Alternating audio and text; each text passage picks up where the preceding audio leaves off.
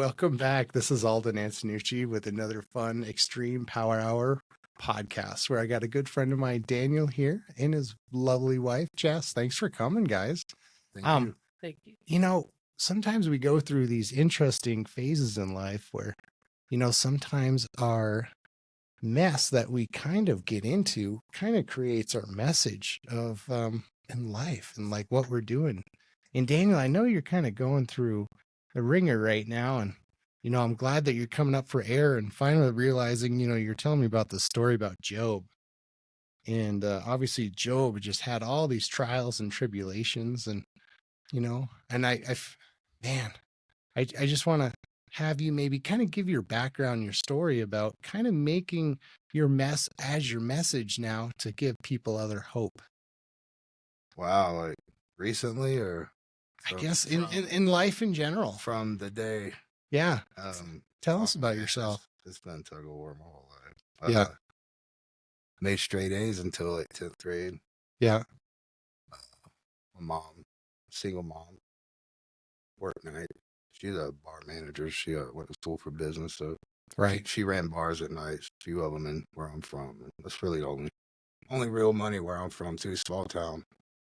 So I was kind of like, I just grew up and Right. I educated myself basically on my own, or through school. Right. And I did a lot of stuff in school. I was FFA. I mean, I actually had a scholarship for it.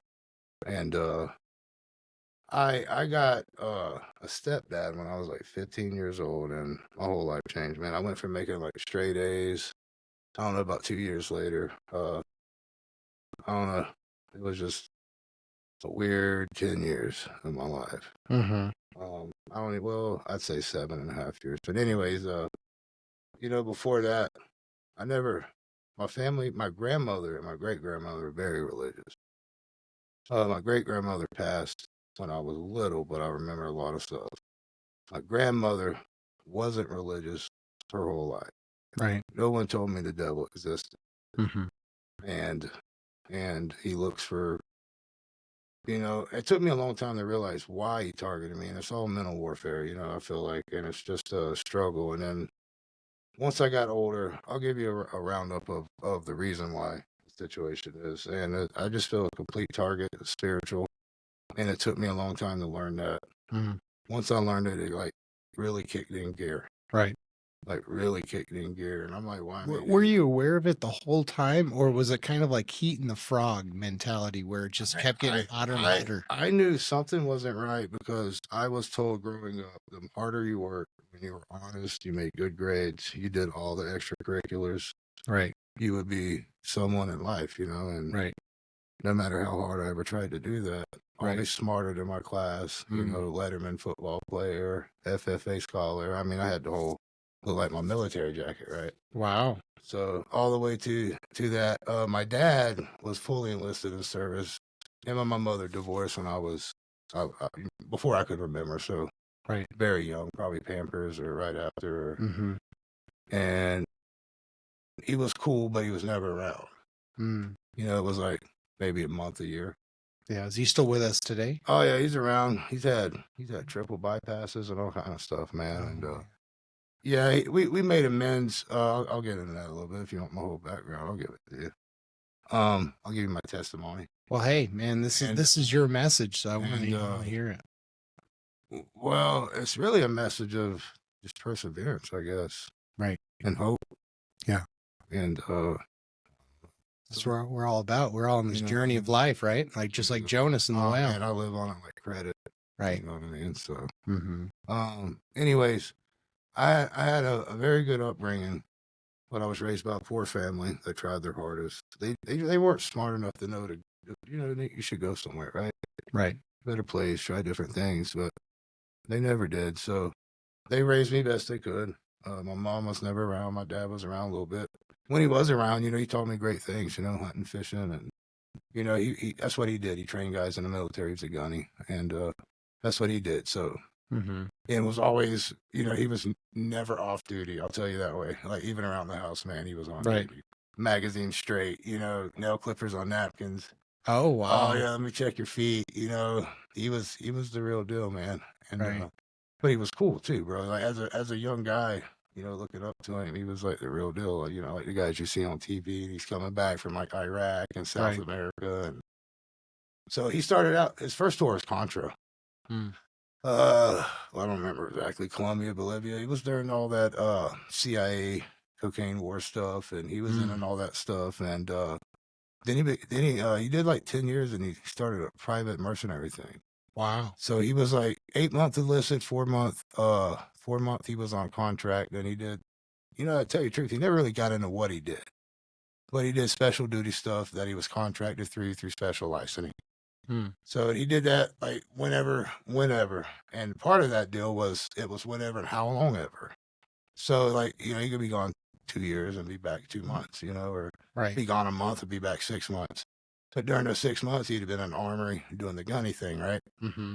So he was just never around, man. But when he was around, it was always like camping, hunting. Let me teach you how to make a fire, all that stuff, man. He taught us how to make arrowheads and how to make bows and really how to live, Yeah. That was his thing, He was red, white, and blue. Right. And anyways, my grandfather, he came from Scotland. My family's Scottish, and he came from Scotland. My grandmother was from Scotland, so from his bloodline back, they're immigrants. And my grandfather, they call it the Guthrie curse. I'll get in that a little bit. She's heard my brother's joke about it. And anyways, and then I don't get back into religion too a little bit, as far as that goes, because I'm paying for sins or something. I have no idea. Let me ask Jess a question here. Jess, let's just bring you on here for a quick question. When did you meet Daniel over here? April of 2019. She's very good with time and dates. Oh, so that's about five years ago. 5. Yes. Gotcha. Yeah, she's a good woman too. So you didn't know him till more recently. No, sir. Got it. So what do you think of all these stories? You think he's just making them up, or man, they're No. I've heard his mom talk about them. I've heard his siblings talk about him. I'm like, geez, this is insane. All the hell that man has gone through. Right. Well, back to your story, Daniel. So at this point in time, where are you at in your life, roughly? Mid-20s, teens? No. I'll be 40. I wish, bro. In your story. Geographically in the story. Yeah. Okay, yeah.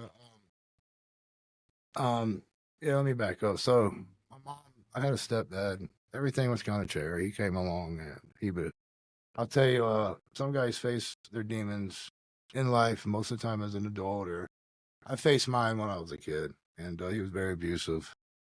And but even through all that, I strived through that. I still made good grades and all that stuff. Mm-hmm. But on the other side of it, he was very producing. He ran he ran all the Holiday Inns in Florida. That was like when they came out, they were big and they were banging. They had their restaurants in them, like the full deal. He was some corporate, his name was Kenneth Mills.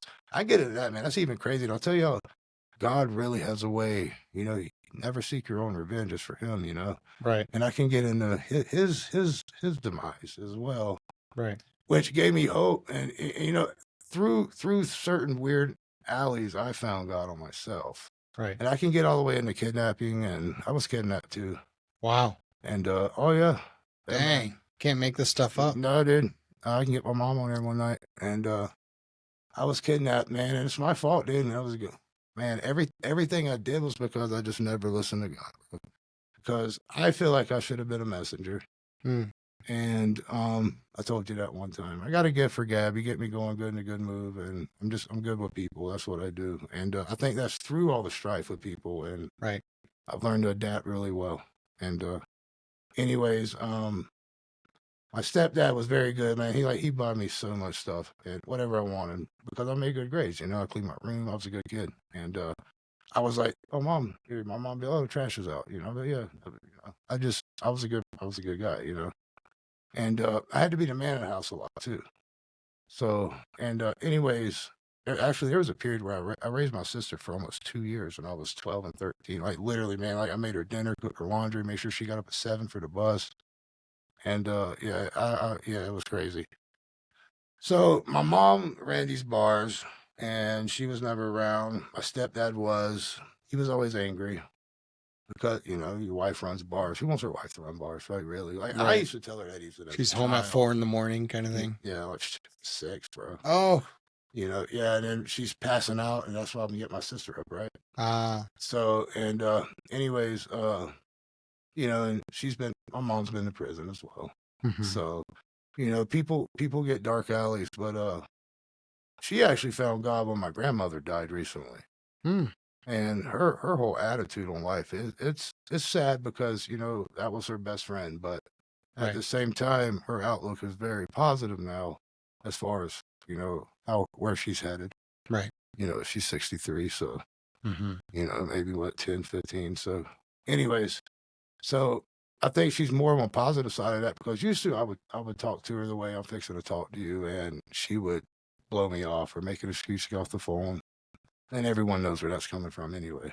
Right. So, yeah, and we traveled a lot. I used to go to Canada, Toronto, because they got Holiday Inns and stuff all up there, real big ones. And we traveled all over. And he was cool like that, man. Well, he had a corporate card, too. So. And that's your dad. And one of his liabilities actually through the company at the time, because I remember him saying this all the time, is you guys have to look good. So, dude, he would just buy us like so much stuff all the time. Like, man, I had everything, like all the name stuff, growing up. Right. And we lived really well. Really well. My mom had a big home, and next thing I know, man, I was like 12 years old. Right. And we were living in Ross Circle, Simtown, Plaquemine, Florida. The street's Ross Circle. Address is 111. Ross Lane, actually, excuse me. And, oh, yeah. You never forget nightmares. Remember all this stuff. You don't forget nightmares, man.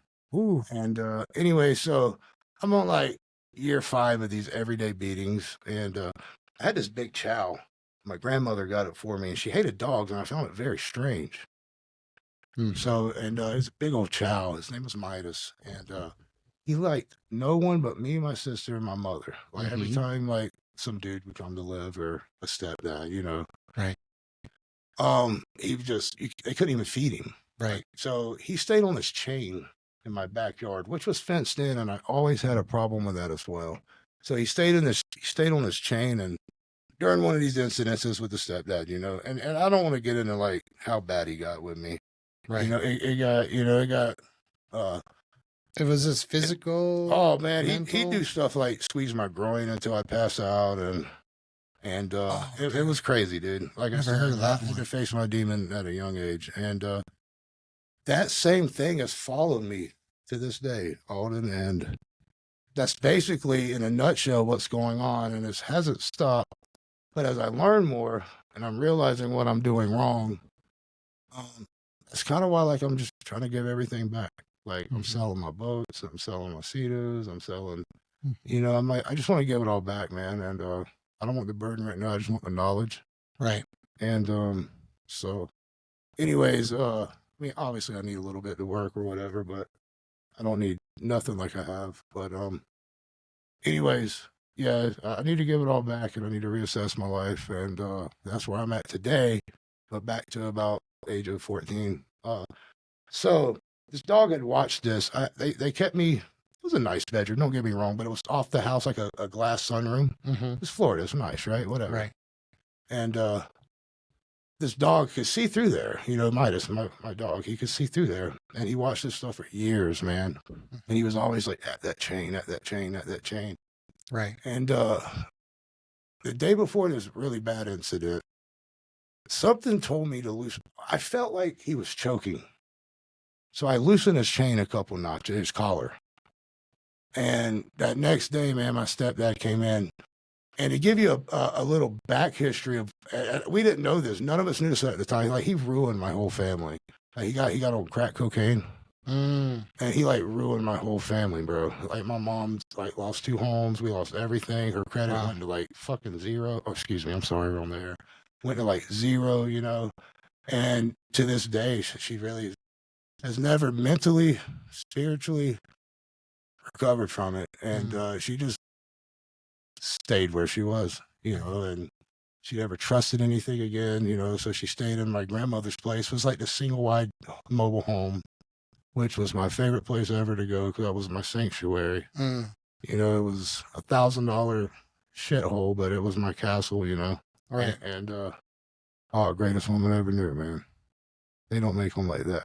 Right. So she knew everything, but in a weird old school way. Yeah. you know. And anyways, she was my mom basically. She passed away 6 months after 6 months before or after your dad. 6 months to the day after my dad passed away. I used to tell my wife these stories, and when we first met, I'm gonna be fair. I told her, I said, "You don't want to marry me." Right. I really did. I tried to push her away. Now, Jess, is that true? Yes. Yeah. He kept trying to push me away, and I was like, "I'm not going nowhere." Right.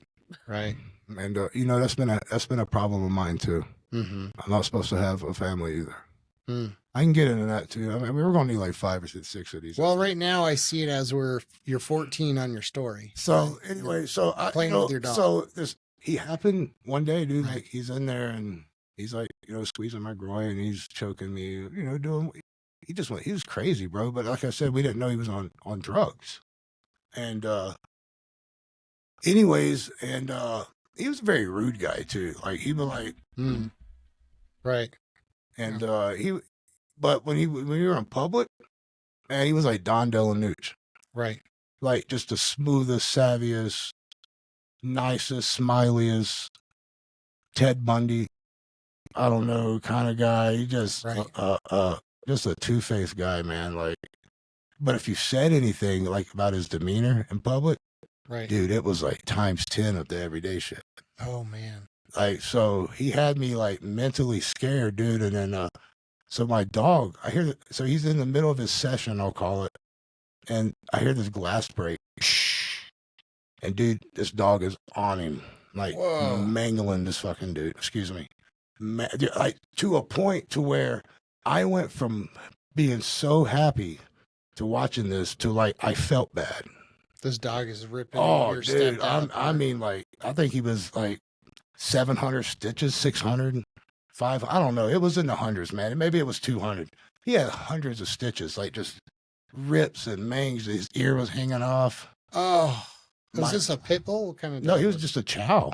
Oh wow! Just big, like a little bear, you know. Just he was just so. He must have just been so mad, dude, from watching this stuff for years. And like I said, dude, the day before, I just had this, and I've had this dog out here for like years.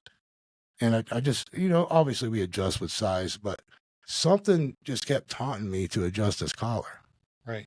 But I didn't know about the message. I didn't know about the messenger. Right. You know, and I just, you know, I thought it was thoughts. Right. I never knew about visions or any of that stuff back then. I was so scared. That's actually why I did so well in school. Because the more stuff I could do after school, and after school stuff, you had to have really good grades. Dude, I did everything. I wrestled, football, baseball, ROTC, had 101 grade point average because I did all the extra stuff in ag. That's actually how I got my scholarship at the UF, right? Which I effed off.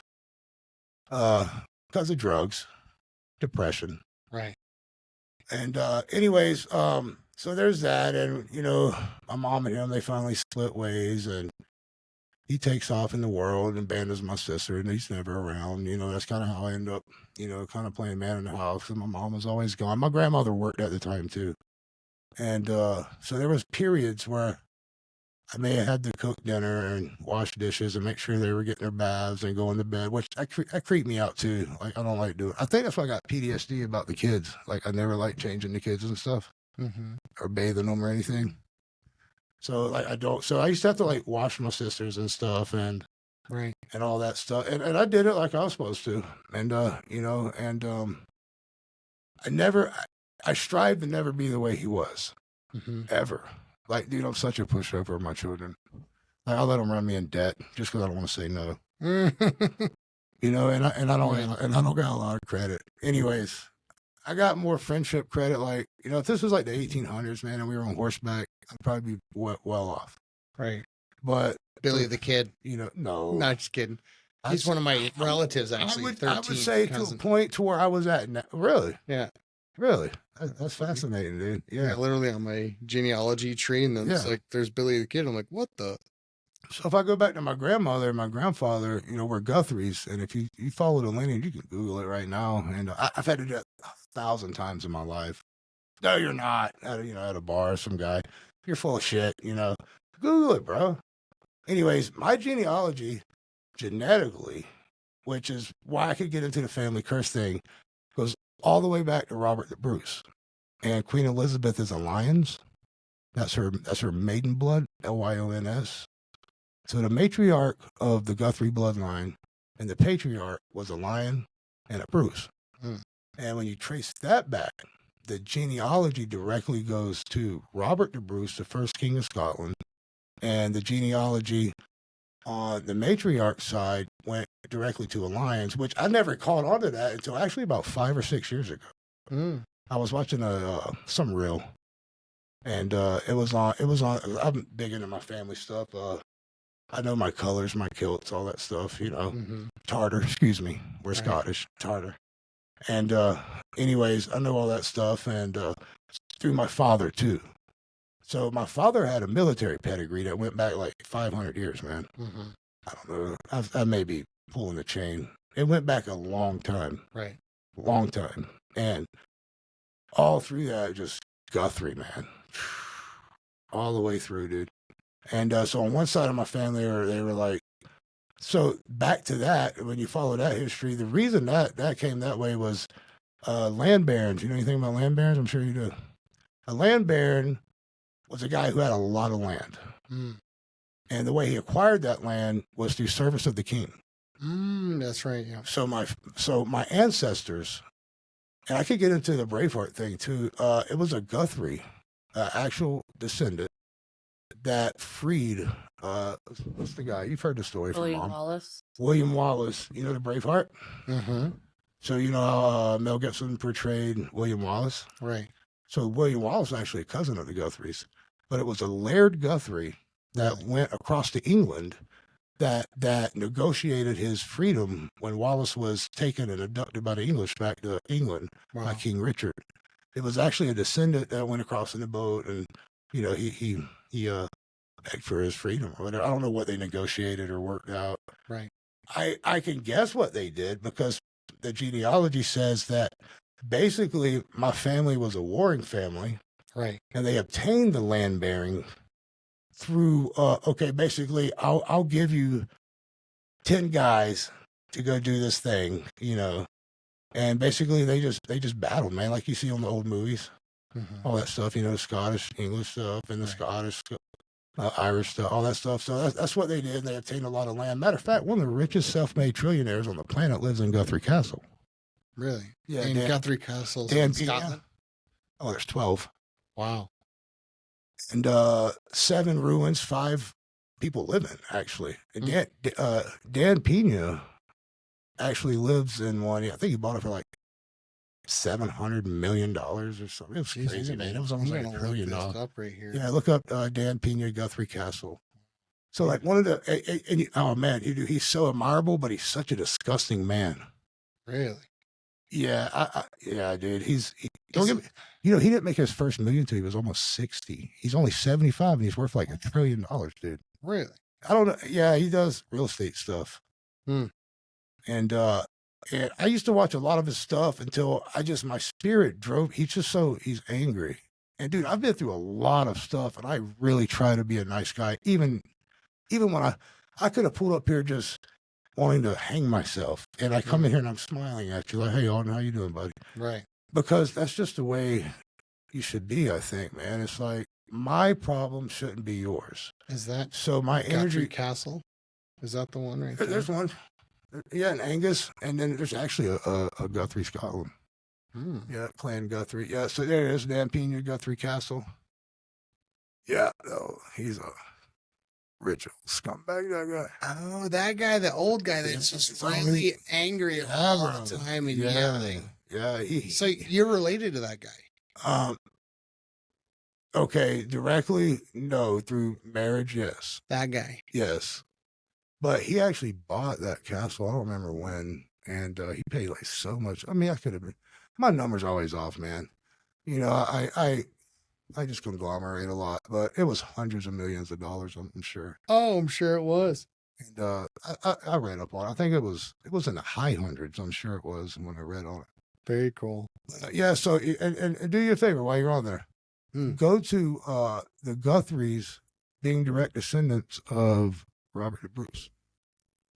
Just give yourself, I just want you to know that I'm not in here blowing. Descendants of Robert the Bruce, the first king of Scotland. Robert the Bruce? Yep. In Braveheart. That guy. Yep. Well, he's the one that portrayed. He's not the actual one, but yeah, dude, Robert the Bruce is like, he's I don't know what you would compare him to. He is held to the same astrology and level as like how they would take land just to carve rocks up in. Kind of how they did what is it in South Dakota? What? Where the presidents are. Oh, like Mount Rushmore? Mount Rushmore. I couldn't spit that up. Right. Very cool. Wow. But yeah, so anyways, that goes back, and you can get into the story about how the Guthrie went across and he freed him, all that good stuff. But yeah, basically, my family used to be super wealthy. Used to have a lot of stuff, but they used to murder for it, if you want to be honest. Yeah. And whatever you call it, man, you know, like I was in the military. You know, I make $1,700 a week, and I would shoot kids that were like 14 years old. I mean, dude, listen. I know that sounds really bad. This is in like Iraq or I was in Afghanistan. Afghanistan. Yeah, okay. Kabul mostly, and yeah, almost 7 years, 2 tours. So I did a 3 and a 3 and a 3 a year in training, so 6 in the sand, and so I did 6 months because I did war training, so it extended from 16 weeks to 6 months. Well, actually, I kept signing up because I had so many points too, right? So I kept signing up for it, and just because of my dad's credentials and everything, you know, the military is a big genetic thing too. I didn't know that. Yeah, they're big on like, okay, like your dad was in, your uncles, right? Whatever the deal is, right? And they're like, so they'll give you like a senator's son. You don't know, right? Yeah, dude. That whole thing's a sham, man. I mean, I'm so ashamed of myself, and that's what I'm paying for today. Right. And I just thought I was doing the right thing. You know, you were a POS to my father. You weren't American. You were, hey, unless you went and did your 4, right? You know, that's what he always said. You just go do your damn 4, come back, whatever. Go to school, and we'll figure something out. And my father, he also welded. Very crafty. Very, very crafty. What was he in the military then? Well, you said he did multiple things. When? Oh, shoot, dude. Like 6 months after I was born, he was gone, my mom said. And shit, man. So I was like 17, 18. Right. Just like, I mean, really till I was almost 20, because he did like some reserve stuff for a couple of years too. He got my dad got shammed, and it made him sour. The military made him sour, and it made him not want to be a father at a certain point. And then, but before that, dude, we were like best friends, man. Like, you know, like what he did, I could do, and he just loved me, dude. We were like best friends. Right. That's a whole nother thing too. Like he actually raised my first kid. Like I said, my mother was never around. They let girls, you know, come over, stay at the house. You know, you weren't buying me condoms. What do you think's happening? You know, I'm 15, dude. So I have a kid when I'm 17. Oh, no. Messed my whole life up, bro. That's why I didn't go to school or nothing. And just the way my mom was, dude. And I'm not blaming my mother. I mean, but I was a child, dude. You think you know what you're doing, but you never do, bro. That's all BS. Right. And I don't know, you know. I'm trying to figure my shit out now. Right. And anyway, I thought I had it figured out, man. And I do, and I'll get into that. So, yeah, so anyways, I wrestled. I did anything like physical in school because it felt good. And I couldn't really get hurt because I knew I was going home to get that. So it was always like spar day, dude. So I was very good at shit. You were like a Spartan. Oh, dude, I'd fucking stand you up, dude. And I was always big and really strong and in shape and mean and mad. Right. And, you know, when you're in sports, if you're just a pit bull, dude. Right. You know, you just kind of run things. And I was strong, you know, I was in weightlifting. I didn't go far with weightlifting because I wasn't nowhere near. Dude, I'm from the country in Florida. There's some big old country brothers down there. Yeah. That can lift some weight. Dude, I went to high school with a guy named Larnell Boykin. Just a big country brother, dude. And we rode the bus by guy, you know, he rode the bus together and, right. You know, just like a Bubba Gump black dude, right? Like from the country, black, just big dude, man. People picked on this kid his whole life, man. But for some reason, I just felt good about him. I got a lot of black friends I play sports with. Yeah. That I could get into my racism too. But that's through my mother being raped and beaten and in Las Vegas. And I could get it, dude. Man, we just went out there for work too. Me and my stepdad. Like, man, anyways, it just never goes away, dude. Like, it gets really good for a year, and then it's like, where'd it go, dude? I'm doing nothing different. Right. You know what I mean? And it's like, what am I doing? So before you were kind of talking about, you were kind of getting these voices or messages or something all the time. In the wrong no, man. It started with the nightmares. And for instance, weird ones, but I didn't realize what visions were. So it started with the nightmares, right? It was like, so for instance, my mother, I grew up in the ghetto for years. I don't know, 5th, 6th grade, 7th, and I think 8th grade, I went back to my grandmother's. And then, so for like 4 or 5 years, I lived in, my mother had a 3-bedroom apartment, dude. It was $22 a month. Okay, so now I'll tell you where I was living. It was called College Arms. You can look it up, Placo, Florida, College Arms. And D13 is where I lived, dude. And it's just big old ghetto. They all look the same, bunch of buildings in the neighborhood. And there's like 10 white families and like 70 black families, bro, Right. And so it's like I'm on the bus looking like the Speck and Chicken shit, Oh, man. And I had to learn to be tough, dude. What was that? Placo, Florida? Placo, Florida. P-A-L. Go all the way back to the P-A-L-A-T-K. It's a Seminole name. My great-grandmother was Seminole. So P-A-L. Yeah, A-T-K-A. Yeah, right there, Placo, Florida. And then look up this shithole called, oh, dude, it gives me PTSD just thinking about it, bro. Oh, what is it? Oh, yeah, College Arms. Just like the word college, arms. Apartment. Oh, there it fucking is, dude. Look that one? Oh, my God, dude. Is that it? Yeah, this is like section 2. Fuck section 8. This is like section 2. Oh, my gosh. Yeah, dude. And it doesn't look that bad. It had its own Quick Mart, dude, like right beside it. And like people sold crack at it. And like, dude, my mom had paper food stamps and shit. Oh, so like that. Remember that shit, dude? Like, don't tear out. I don't know, man. I hope you don't remember. I'll say it that way, my friend. But, yeah, dude, I used to get, and they would sell me cigarettes, dude. And I was like fucking 10 years old, dude. I'd go see the Habibi, and get like a St. Ides and pack of cigarettes from mom, And, dude, it was just crazy. Times were different too. Like that stuff, you could do that. It's a poor ass place, but yeah, dude, that's fucking shit. So once you left this place, then, hey, dude, do me a favor. Yeah. Look up the Lucky Way on Hudson Avenue. Lucky Way store. This is like the biggest crack deal, dude. I had to go to this fucking place like twice a day. Lucky Way. Yeah, Lucky Way store. Husson, Husson Avenue, Palatka, Florida. Is that it? No. Oh, no, dude. That looks like a mall. Hudson or Hudson? No, you did it right, but go to Palatka, Florida. There's probably crack marks like that all over. P-A-L-A-T-K-A.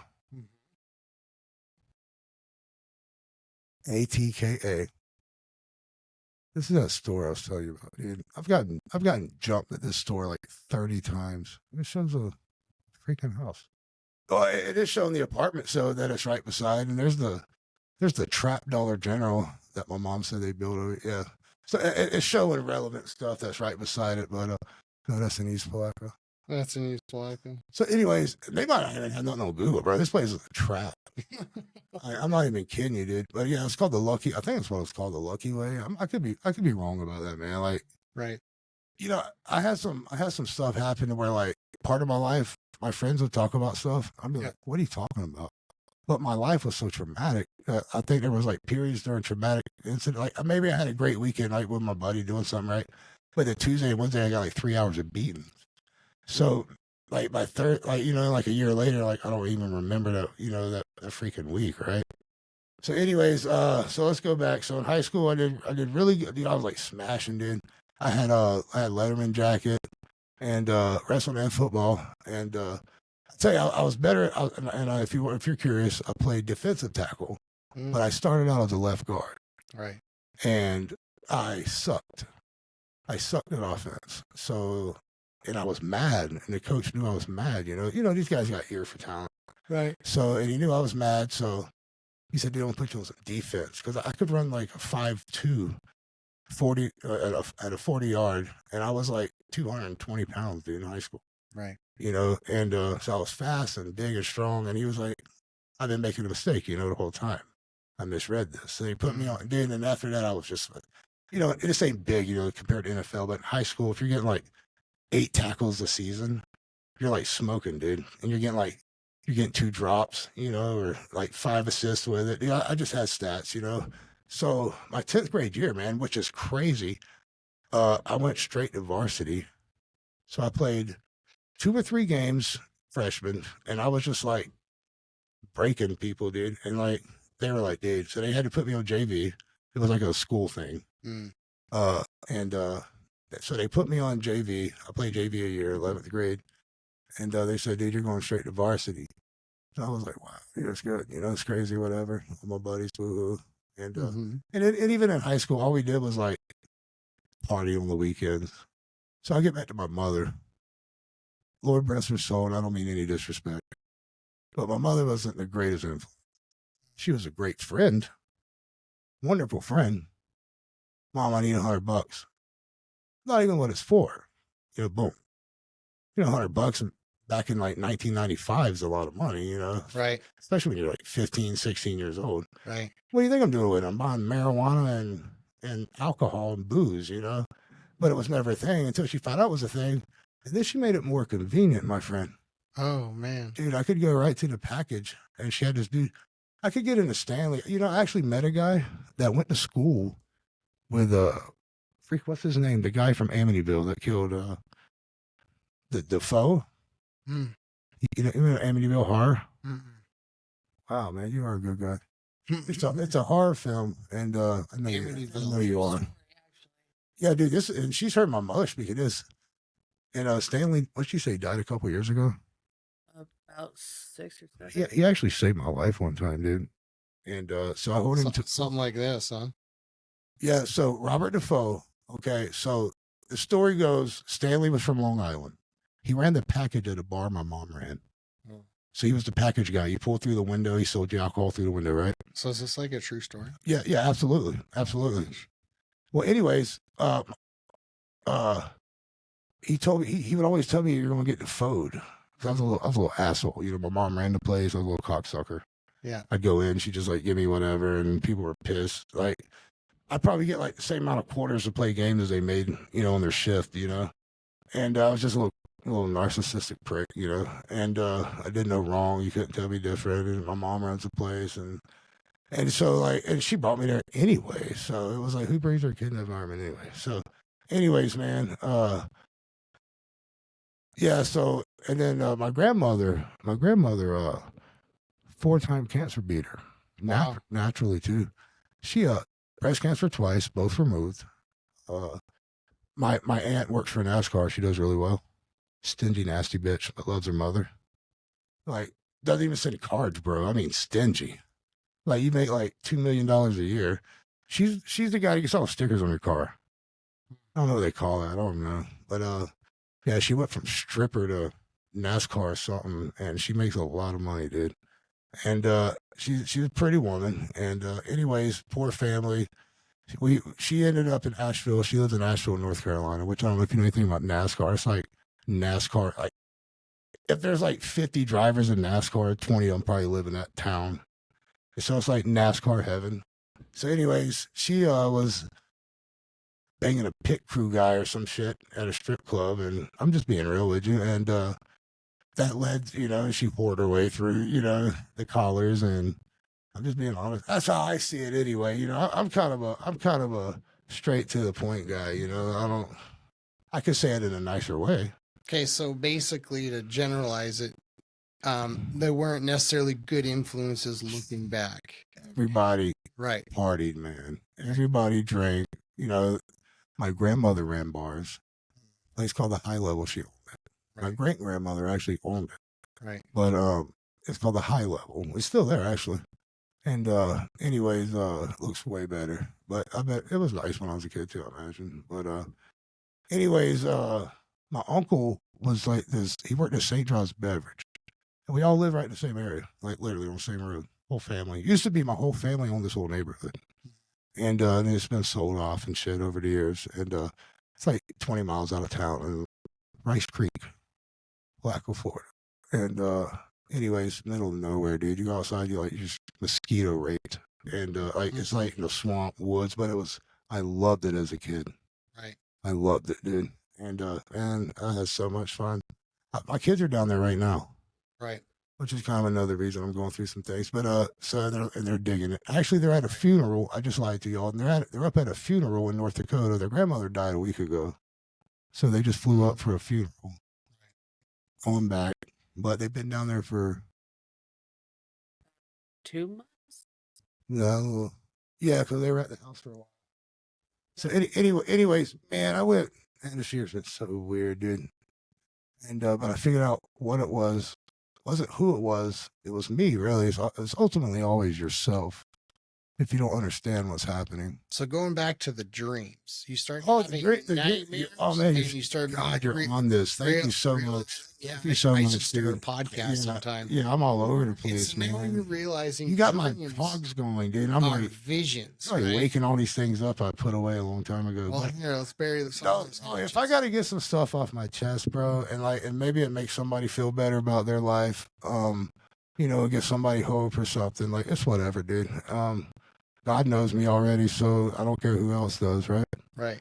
And my mother knows everything about me. Mm-hmm. So if there's a physical person on this planet, and my wife, I haven't gotten into everything. Everything's a lot in 5 years, especially starting a business, doing all kind of shit like that. But she knows a lot.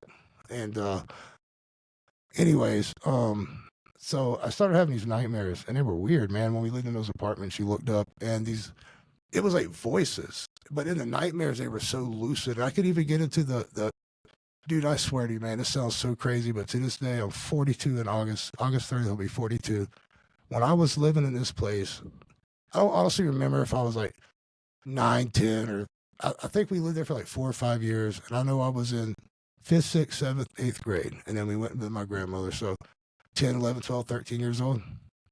Went like a year after this place, is when the beatings actually started. They ended on Ross Circle.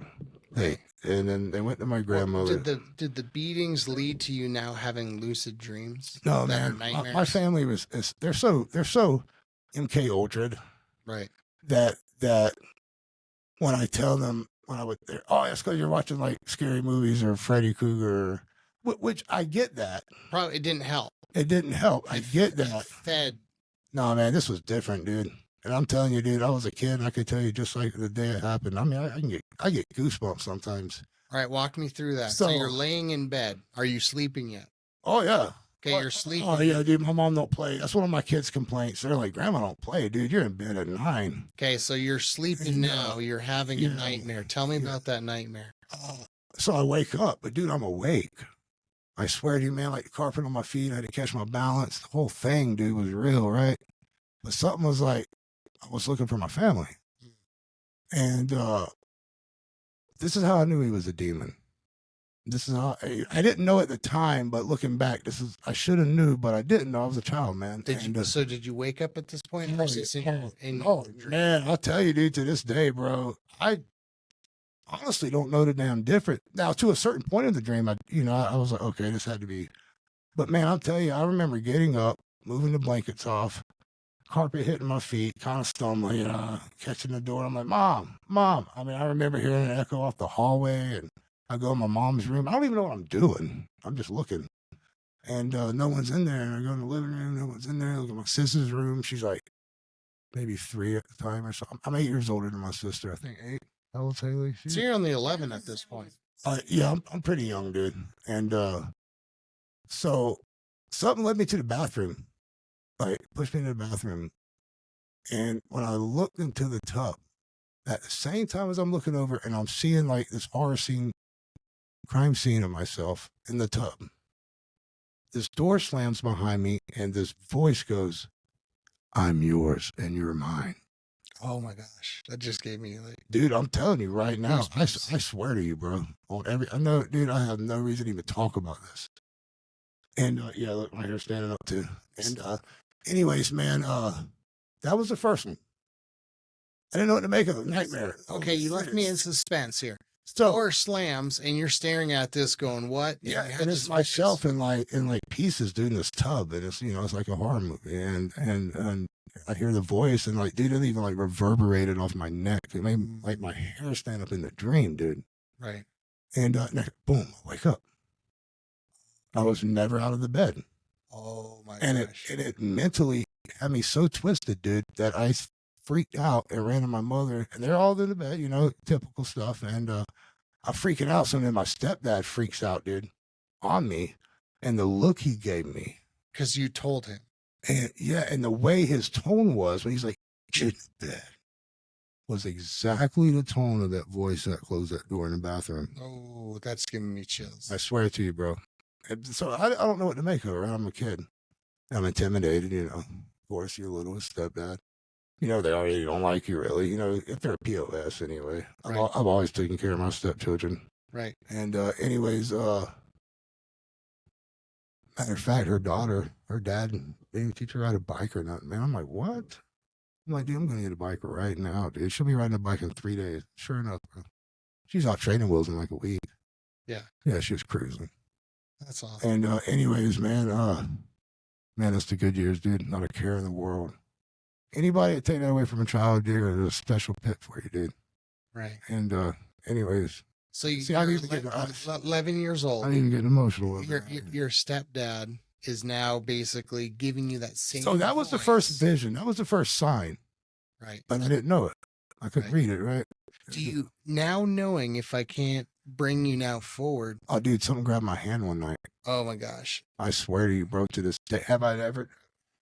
You've told me about that so many times. Your mom has told me about that. I had a little gap between my bedroom wall. My hand would fall down there when I'm asleep. So there was like this gap, so my headboard would keep my mattress off the wall a few inches. Right. So like when I was asleep, like whichever way I was laying, one arm would always kind of fall down on that freaking crack, right? Right. And that's kind of why like my bed's slammed up like that. I like those the sleigh beds so you can jam the mattress up. I swear, dude, I got PTSD from that. And I won't have gap. Ask her, I freak out about the gaps on my bed, dude. Oh, yeah. Up against so the wall. I'm asleep, bro. I'm asleep, right? And my stepdad had just scalded me to go to bed. Yeah. And it wasn't even bedtime. So I said that. I said, dude, I got like 20 minutes. And actually, I had to say, sir, when I spoke to him. He was a prick. I said, sir, I got 20 minutes. He said, I control your time. Go to fucking bed. Whoa. I'm following the rules here, right? Like 9's bed. I know 5 minutes of brushing teeth, whatever. But come on, dude. It was like The Simpsons. Simpsons were new. It was like real popular. That was my thing. It was like Thursday night Simpsons. Right. Like, dude, I can get down to details. Right. And anyway, so I'm sleeping in this bed, dude. My arm's dangling. And I felt something that woke me up, dude. I'm like in the middle of awake and asleep. And it tugged, dude, the second time. And I was fucking freaked. I mean, like a kid. I'm sorry. I'm so sorry, dude. It scared me so bad. I apologize. Can we buffer that? Just keep going. Can you go through there and just delete that? So anyways, dude, it was like cat in water, man. Like, I don't even think I took a step before I hit the hallway. I just exploded out of my bed. I'm in the hallway. I'm freaking out. I'm peeing myself. That's how lucid this was. And of course, the family, I'm tripping. This is the stuff I'm watching. And no, dude. And so that was actually the last one at this place. And I lived there for a couple more years after that. So I chopped it up as that. Get my grandmother's, they're not doing well. So we're back at my grandmother's. And I was the gopher. Go down to your aunt's and get me some ketchup. Go down to your aunt's and get me, or sugar, run this to your aunt or your uncle. Right. So between my aunt and my uncles, I'd say it was like 50 yards. Yeah. And it was a dirt road. And if it was dark, I would just I keep doing it. I'm sorry. I would just strike down as fast as I could because I thought it was cool, right? like the Pony Express. You know, as fast as I get there, I could help. I just run. Dude, and I did this for a couple of years. Never a weird feeling at all, man. Never nothing. Horror movies, all this stuff. That's why I look it back, like my mom's so naive. And she just wasn't awake, you know? And anyways, I'm looking, and then, dude, all of a sudden, it always feels like something's just right. You ever been to Florida? Tampa, Hillsborough County. I used to live over there for a little while. Even in the city, there's trees everywhere. Right. Tampa, I don't know about Tampa. Tampa's concrete jungle a lot, but where I'm from, it's like thick, dense, just woods. You know, driving down the highway, you can't see through the woods. Can't see nothing. Right. So it's kind of that situation on the left side. So, and my aunt and my uncle had the only houses on the left side. So you had to run through like 50 yards of these just thick woods. Mind you, I played at them every day. Climb trees, whatever. Yeah, I had a little fort. There was bamboo in the swamp back there, and I cut big bells of it, dude, and I'd build forts and stuff, and I was like 8 years old. Right. Machete. So at this point, you now have I start getting the same feeling as I had at the apartment, and it just came out of nowhere. Was the apartment when they're pulling on your hand? Well, not the physicality of it, but the mentality of it. Mm. I felt like that same feeling I had that was on me, watching me, there for me, was in those woods. So I actually told my mother, dude, I'll get my mother on the air one night. I'll verify so much stuff for you. And she'd probably freak out if I caught her, put her on blast. But my aunt's a mouthy one. She just talk. And she's always been there. Think your mom would pick up your phone call right now? My mom? What time is it? My mother still runs those bars. 6:45. Yeah, mom's at work. I'll have to patch her in one of these days. I will. So right here. Sunday, she wouldn't even know she's on a podcast. I'll even give you her schedule. Tuesday through Saturday, anytime between about, I swear, dude, this has been my whole life, dude. And even my kids are like, Dad, I remember you talking about this, and like, Grandma still does the same stuff, dude. Like, I feel so bad for you. My daughter's 14. She told me she felt bad for me. And I'm like, you know, Grandma's strict and stuff, but you'll learn some ways too. And the crazy stuff ain't around no more. You know, my mother's husband actually left 10 years ago, and she hasn't heard from him. And he won't divorce her because he's so scared and cheap to pay alimony.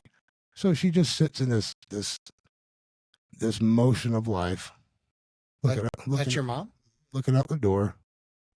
The same thing has happened to my mother, in the same ways, and she's just now starting to understand it. That's what I started out with when I said that earlier. She's just starting to kind of see that it's a spiritual battle, and she's always fought it as a physical flesh battle, and so she never seen a way to manipulate her life to make it better. I've learned that myself. It took me my whole life. Right. Prison. You're like a smart guy. You probably ran my background. Alden's a very great guy for the air. Thank you. My kids love him. And anyways, you're very generous, good guy, man. Appreciate it. And I'm very good about people I'm around. Yeah. Yeah. Thank you. I know that about you. And anyways, so I started getting these feelings, man. Like, and I told my mom about it. I said, Mom, and then I had a couple bad dreams too, but they weren't that lucid and they weren't that terrifying, but I did start having bad dreams again. I started getting the feelings in the woods, and it was like, I don't know. It was like everything was cool. And then like the next day, dude, I just started having like the same feeling as like when I was at that apartment. And do you feel like it was a shadow following? Yes. And I know that shadow now. self. It's called. He has been on me. I was 34 years old, and I could think. This is when I found Jesus. I still haven't found him. I see him, chasing him. I hear him. You know, I'm working at it, and I really am. And I put more faith in him than my wife. How many times have I told you that? I don't even know how many times. She gets upset, but I'm learning. Right. And anyways, so I had this nightmare one night that was a lucid one. So let me narrow it down for the audience. So the first time you kind of experienced it, it was basically almost seeing your own death inside of a bathroom. Door slams. This is in your dream nightmare. I think it was just a scare tactic now. Okay, scare tactic. And then the second time you remember something kind of pulling on your hand, but that was lucid, or was that physical? Oh, man, I'm telling you, man. Like, was that real, or was that when you opened your eyes and didn't know it happened? I couldn't honestly tell you, bro. I tell you this much. I was in the hallway when I was lucid, and I was screaming, dribbling on myself. No drugs, no nothing. Dude, I was like 8. Right. Oh, no. My parents have never. No drugs. No. Dude. When I was like I said, my mom went through some phases where she quit really caring. Right. I started smoking pot when I was like 15. Right. You know, I was still like her roaches and stuff. Right. And that's from a friend of hers that did that to me too, which is why I'm really big on like people around my kids, and I filter stuff. You know? And I cuss. I'm a sailor, and but I'm very peculiar, and I'm very mindful of certain things. And if I'm around anybody, like if I was sitting here doing this right now, dude, and I just got like that backbone tingle, and that voice said, "Get up and rise and go," I would just be like, "Oh, you have a good day, sir." Right. Something came up, I have to go. You know, I would be polite about it. Right. But I would just leave. Right. And I used to didn't do that. And I didn't do that my whole life. So anyways, so I had a dream. So this is your third time that you remember. Yep. So I had a dream that told me something was going to get me. I don't remember exactly how this one went, man. This is a long time ago. Now, the lucid ones, I really remember. Those get to me still. And I tell you, there was a time in my castle, as I told you, I felt that was my sanctuary. I wouldn't go to the back of it by myself. I was like 10, 11 years old, man. I'd make my mother stand outside the bathroom. I mean, I would throw a fit, and I would get into that. So something told me it was going to get me on the way down there, running for catch up, right? Whatever. Right. And dude, I swear to you, man, I was jogging down there one night. Right. And I seen like this thing back to the shadow. See, you're already on it, bro, because you understand it. You know, you understand it, so you're already there, right? And you just want to hear, you want to understand more. But I know you understand already. So, and like, dude, it terrified me, man. I ran back to my mom's, and I'm like, I'm not going. I made a deal out of it. I think I even got a spanking, they called it back then. And I made a deal out of it. It felt just like that grab on my hand. Like it felt that engulfing. And dude, I'm telling you, I heard the bush. I seen the thing. Is this a lucid dream, or is this? No, this was a wide awake jogging, that awake. Oh my gosh. That awake. I seen the same thing. I went through a drug phase, through depression. For about 4 years, I used speed, and I really tried to kill myself, but I never could, man. I actually have died. What did Mom say? Was it 4 or 6 times? 4 times? Too many times. I've died. Well, one time was the beach, and I swear to you, I felt that same hand on my ankle. But I'll get into that. Okay, and I watched my 2 best friends, Eric and Wayne and Eric. Yep, the twins. Yep, they were twins, Wayne and Eric. They both drowned, dude. Same spot. This happened to me the next summer. Dude, I swear to God, if it was 50 yards off, that's far. I mean, it was the exact same. And we always go like the same area to swim, right? Like when you're from Florida, you have a hole, right? We're going to go to the beach here. If you can, you will, right? Right. Back then you could. Now it's like you get in where you fit in. Right. And yeah, like, can I get 2 feet? You know, but back then it was like, you go look down the beach. Oh, there's a group of people. You know, it was really paradise when I was a kid there. It was wide open. Kind of how Montana here was 30 years ago. Mm-hmm. Anyways, so they make a big deal out of it. I get in trouble, and they basically force me against my mentality and my will to do things. So I start doing it again. And I have another dream. It tells me again, do you not understand? I'm going to get you. This is the 4th one now. Yes. But the second, no, this is the 5th. Yes. 4th one. But the second one back at my grandmother's. Got it. Okay. Yeah. So we're on track. So I blew it off as a dream. It's basically getting beat into me that I'm tripping, right? I'm a little Freddy Krueger watching kid, watching too much Jason, you know, whatever. Maybe I am. So things are cool. Well, I have a dream again one night, dude, that something, I was running down there and right over the dirt road, it just grabbed my ankle, bro. And I'll get into the fucking, God, it just scared me. I'm sorry. I so apologize for this.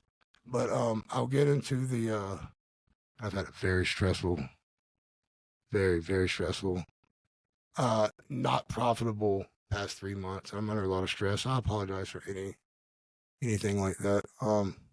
And this is really bringing up some stuff I've buried away too. I don't even know why I'm doing this, to tell you the truth. Something with you, dude. Well, maybe something with this guy. This is your message. And something with this guy. And no, you're just you just should have been a counselor. But you were a missionary, but that's a God's counselor. That's a God's counselor, man. What better counselor? Right? You're literally a therapist first. Yep. Yeah. So what better? So, and so anyways, when I wake up from this thing, my ankle hurts. Right. And I'm a kid, and my mom's like, and I tell her everything, the whole dream, everything. She's like, no, dude, you sprained your ankle or something running around. The details back to that dream is something grabbed your ankle. It's starting to pull me just straight down. Almost like to the depths of hell. Yeah, just straight down. Just straight down, dude. Wow. Like, and into the dream, I'm like calf deep, and I'm like, and I wake up. Wow, that just sounds like something like Freddy Krueger. So, dude, that ain't even a bad one. Oh, geez, let's go. I swear to you, all this is true all my life. And call it lucid, call it whatever you want. I know what it is now, and I found out, 2018, I got out of prison. Did I ever tell you that, Alden? So I went to prison, and it was my fault, not my fault, man. It was the people, the vessels that I was around. And I did really well. I used to manage an oil well in North Dakota, and I made like $3,500 a week. And like all I did was watch a computer screen. And I got like $3,000 a month bonuses and so many. It was like a great place, dude. Very time consuming, but a great place. Anyways, and I had a couple homes in North Dakota and stuff, and I was doing well. And anyways, I was actually going to remodel one to sell one, but I own two. And anyways, remember the big flood over there? North Dakota? Yeah. That was during that whole time and during that stuff. Houses were really cheap. Flooded everything. Yeah, they were really cheap. Mobile homes my mother actually capitalized on that. She bought a place for like $50,000. Shithole. My stepdad and I worked on it. Next thing you know, it was like full apartment basement, like full redone. I mean, I had kitchen, everything down there, man, cabinets, everything was nice. And she ended up selling for like $300,000, $250,000, and she got swindled out of it through my step. Anyways, poor lady. I'm trying to learn before I get that age, and I just seem to just keep getting like these book stops.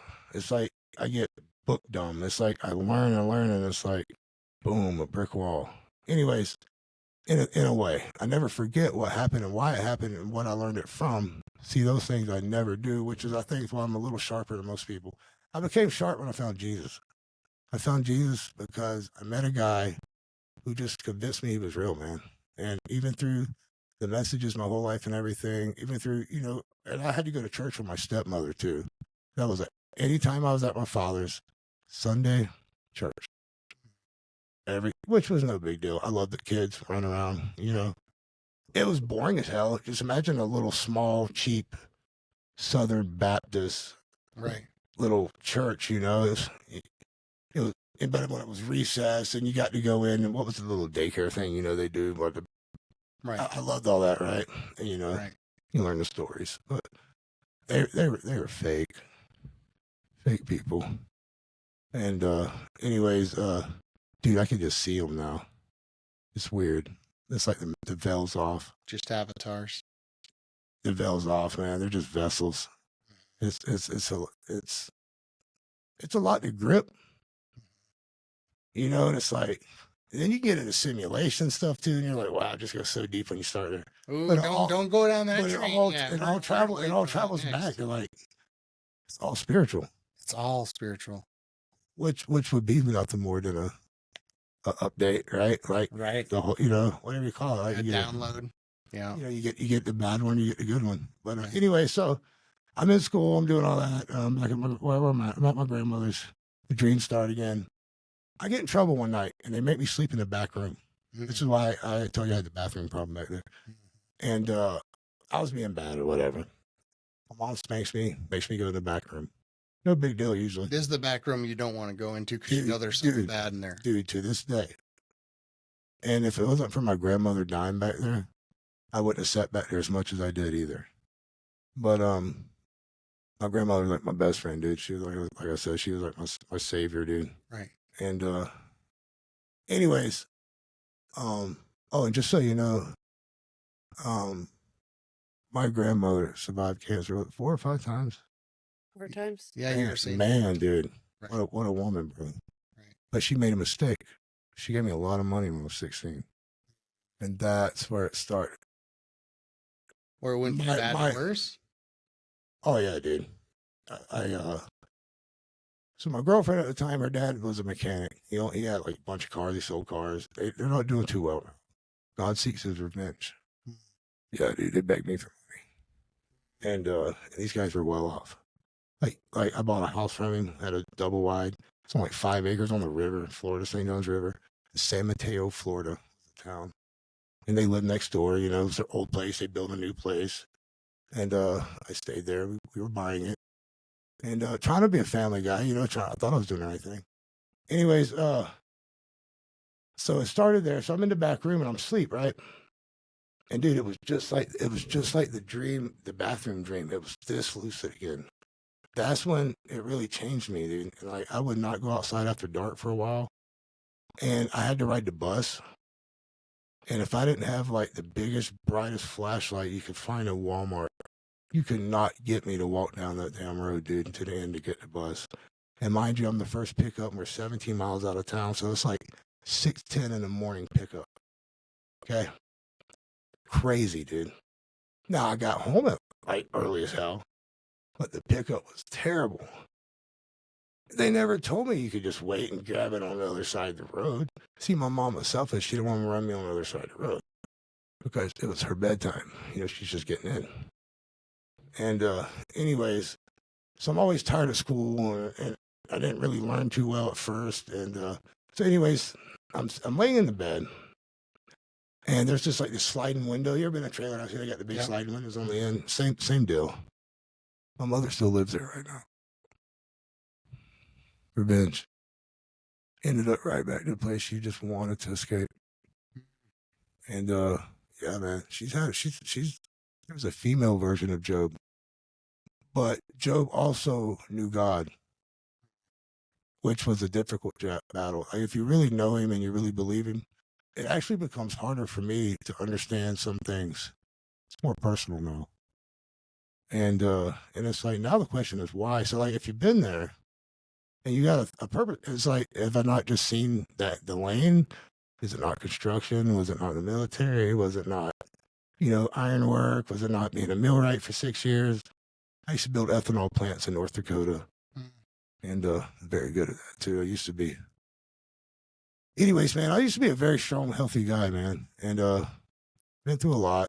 And I was in a car wreck, 2018, paralyzed me, and I just got out of prison 2 months before that, man. Yeah. Oh, dude, best shape of my life. Happy as I've been in a decade and a half. I look 25. I'll show you guys a picture. I look like I was 25, dude, 6 years ago. I swear to you. Actually, I've aged 2 years since I seen you in 3 months.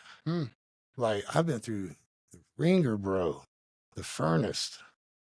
And it's got to stop, man. It's like, either I'm going to figure it out, and he's going to say, okay, boom, you got it. I'm going to leave you alone now. I'm going to put that hedge back on you.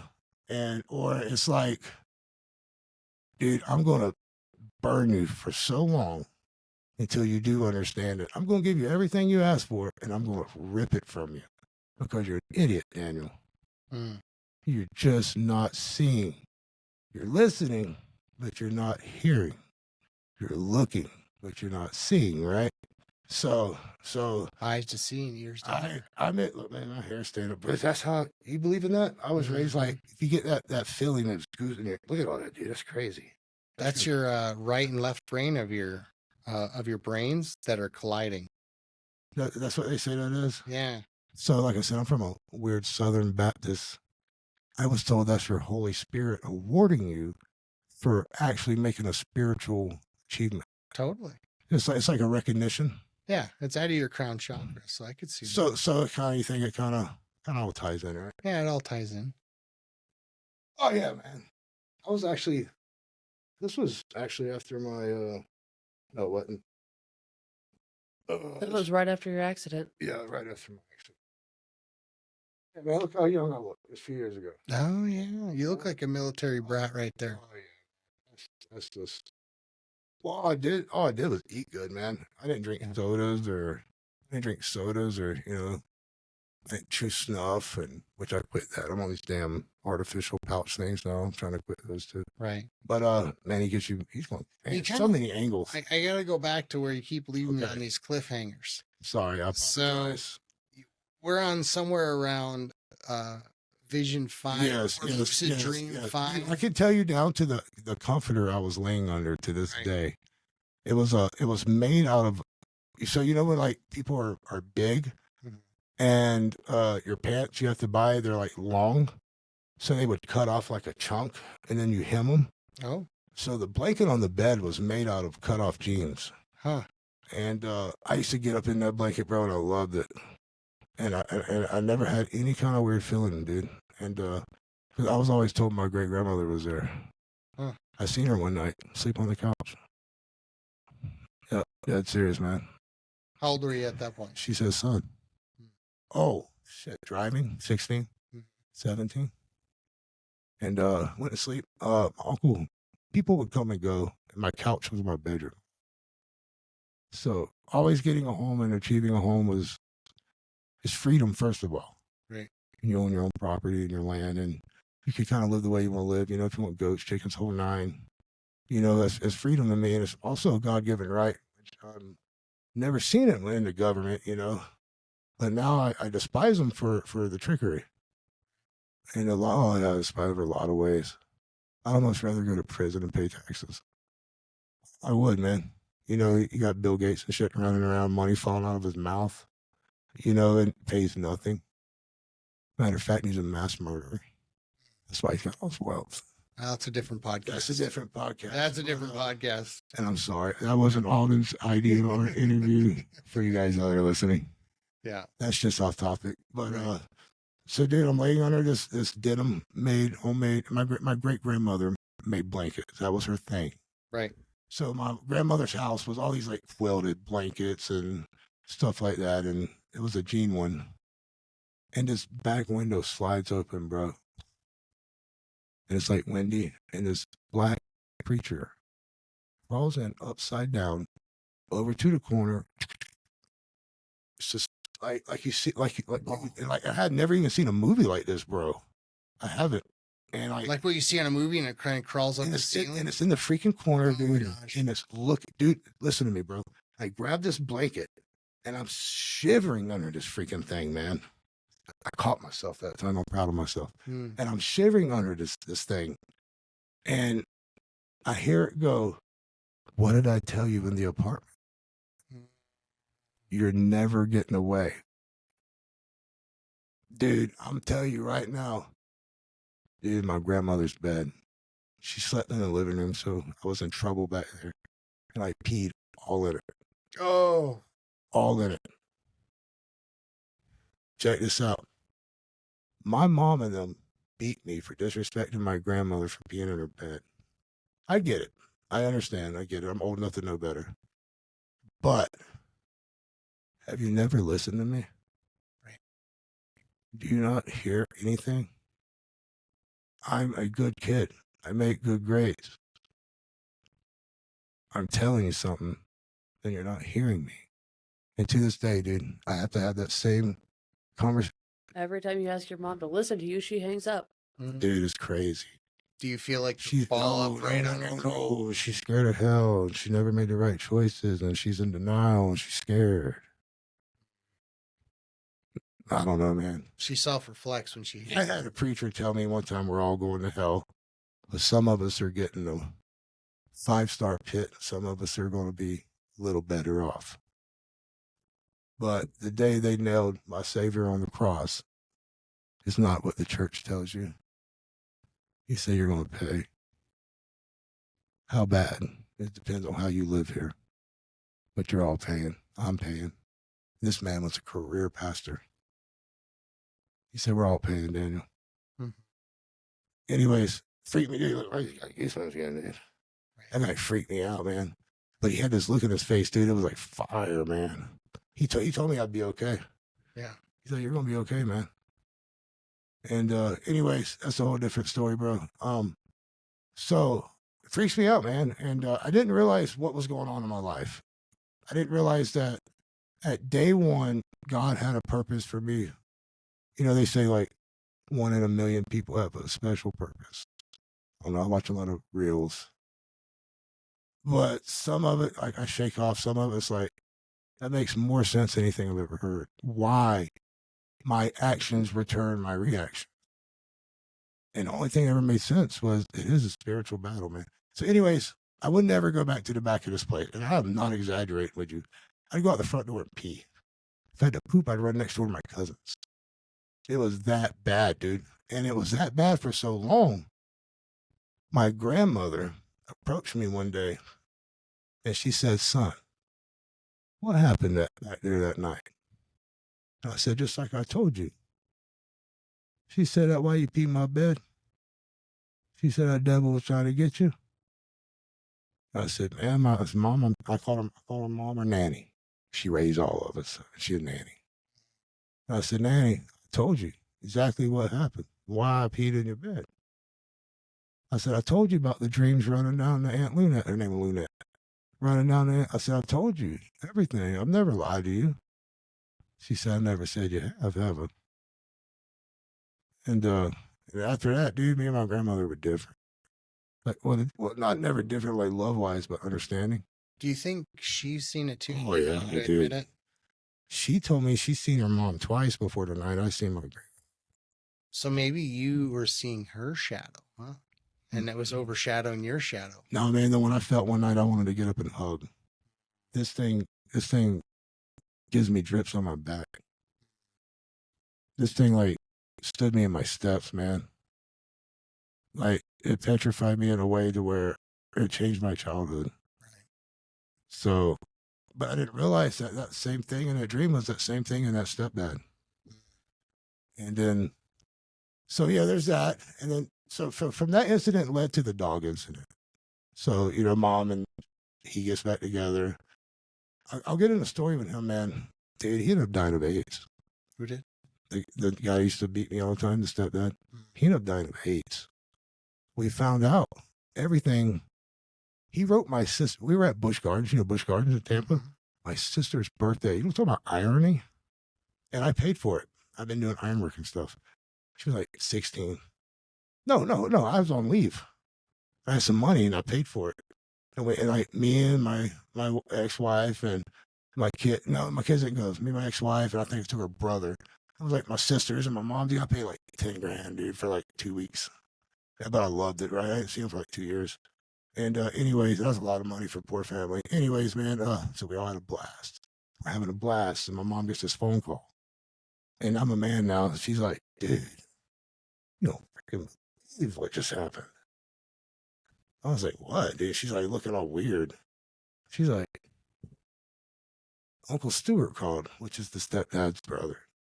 One of the baddest martial artists I've ever met. Dude was the real deal. Yep, he was a cool guy too, man. This one actually got me in Taekwondo. Yeah, I made it all the way up, green belt, red tip. Quit paying for it, that attitude. But anyways, I was in it for a couple years. But like all the time.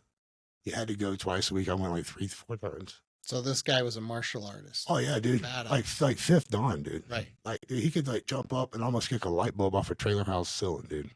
He was bad, bro. Little skinny dude, little wiry thing, dude. That's all he ever did, man. Okay, and, so he called. And that's actually what he did. He was an instructor. But so he calls my mother and he says, I got a it was basically a journal, man, like this little book, and my sister has that thing to this day. And it's an explanation of what and why he was who he was. And the other part was apology toward me and my mother And I'll tell you, a lot of it, man, was I forgave him. And, you know, and a lot of it. Forgiveness is key. Oh, dude, if you only knew what that man went through. When he was my age, what he put me through. So it was just easy to forgive him. Did he, his father used to sodomize him. And he told us all this in his memoir. And the reason he was crazy with me, because he was on crack, dude. That's how we found out about it. And the reason my mom lost everything was he was back then it wasn't even like identity fraud. You could just use people's shit or whatever. He was just milking her, dude, and playing her, and he ruined her. Like he like to this day, man, she's just this weathered woman. And anyway, good. I mean, you know, good woman, does what she can. She's always.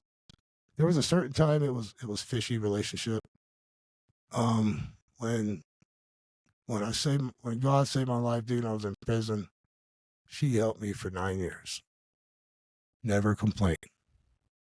And wasn't as much as everybody, but she made sure I was comfortable.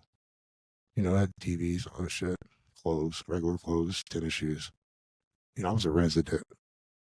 And anyways, I learned a lot there. That was just a destiny. That was a destination. And being in jail for 9 years? Prison. Yeah, I've done 2 or 3 in jail. Sitting waiting to go to prison, those 9 on and off. I'm a 3-time convicted felon, Alden. And all drugs, nothing ever violent. And nothing ever violent. Matter of fact, I've got 14 driving suspensions. I don't even have a seatbelt ticket. Child support. Because I get prison time. Right. $1,500 a month because and that started when I was 19 years old, dude. No, I was still with her, but like 21. And she's got it ever since, man. And when I got out of prison, dude, I was like 110 grand. I'm down to $44,000 right now. So, and I'm proud of that. And there was a time you couldn't get me to send a nickel. And I forgave her. And I just want my life. So whatever I got left anyway, right? Whatever the deal is. If I listened to the voice and I left it all and I preached, and I found people that were broken and as hurt as me, and I just turned them in a different direction in life. Right. That's when I'm going to get my reward. Right. And how many years have I told you that? Since we met in April. That would be the reason I ever left. Right. My wife's a very sweet woman. Right. She doesn't have much, but she is a very generous, humble, sweet woman. Yeah. And anyways, that's what it wants. And I fight it. Very good at construction, man. I'm great at trimming stuff. Like, I'm really good. One of the best copers I know about here. It's awesome. And, you know, I'm good with that. You know, Jesus was a carpenter. So, and that ain't why really. I'd be anything but a hammer swinger, dude, you know? I work my ass off just to give a lot of it back. And so what would your message be to other people that are going through the ringer? Like, man, there's the main message. You can't live without God, bro. You can't live without the message. And if you flood your life with people that cause you stress, and if you don't stop running from that shadow, it'll never go away, dude. Right. And it doesn't matter how good you try to act. It doesn't matter how polite or nice or how bad and imprisonated you are. It's a different manner of attack. You know, maybe you got a paper shield now. Right. But you could have a bronze, right? And it's like he shows you he's there for you, but he also shows you what outer grace is. And man, I never understood what all my problems were until I met a pastor in prison. Right. David Cox. We're gonna have to probably leave that for episode 2. And then on episode 2 on, we will back up to the trailer. Right. To Grandma's. Right. And I'll pick back up on there because I got a message for there too. And I'm sorry I got scatterbrained. Oh, I got really emotional and I was all over. Sorry for the swearing. That's okay. I'll wear a filter next time. I caught myself the last 15 minutes of that though. Right. But well, self-awareness. I don't know, man. The message would be never give up hope, man. And that's what Jesus' message was. And it's never made more sense to me in my life, because without hope, there's no will to live. Well, that's the message of hope. And with no will, with no will to live, what are you doing? Right. Exactly. Well, I appreciate you coming out here, Daniel. It's been amazing. And what we're going to do right now, Jess, you got any other words for this amazing man? Not right this second. Yeah. Well, he seems like a guy that's, man, gone through the ringer, but you know what? That just made him to the man he is today. Man, right? If I could be half the man my kid was. Oh, wouldn't that be cool? He's going to be a good one. He's going to be a good one. Yeah. Well, I'm going to leave you with this, Daniel, that I appreciate you guys coming out here and giving this, I should pay you. I should pay you for this. Oh, I feel like I owe you money now. Little therapist session here. No, yeah, I feel like I owe you money. No, it's not about that at all, man. You just, I don't know. You got some stress off me, I guess. Good. Wasn't really stress. I've told so many people in my life my whole story. Well, we could do a mindscape, and that's where we actually change things. You were talking about some quantum stuff. I almost brought up. Well, because you were going into the quantum field and you didn't know it. And you go back to that quantum field, you could do it right now. So it's quantum regression, where you go back and you create a mindscape as if you're reliving it, and you do something different. And what your brain doesn't know what's real and what's fake, right? That's part about being in the spirit world. This is a spirit world. This isn't physical, right? So that's how you manifest. But maybe we're going to leave that for episode 2. This is Alden Antonucci with Extreme Power Hour Podcast. Pay attention to the next one, because we're going to talk about spiritual. And stay tuned for the next.